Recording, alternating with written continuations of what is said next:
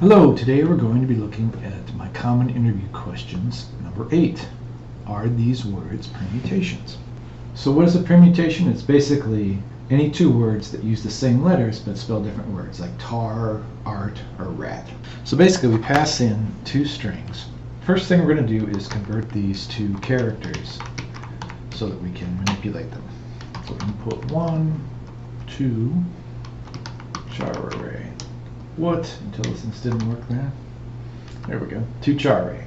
And we'll do the same thing with the second input. So now that we converted those to characters, all we're going to do is sort them. So array sort char array 1. And we're going to do the same thing with char array 2.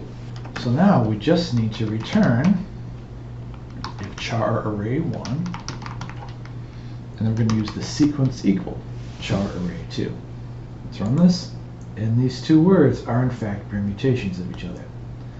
And there you have it. Thank you so much for watching, and we'll see you next time.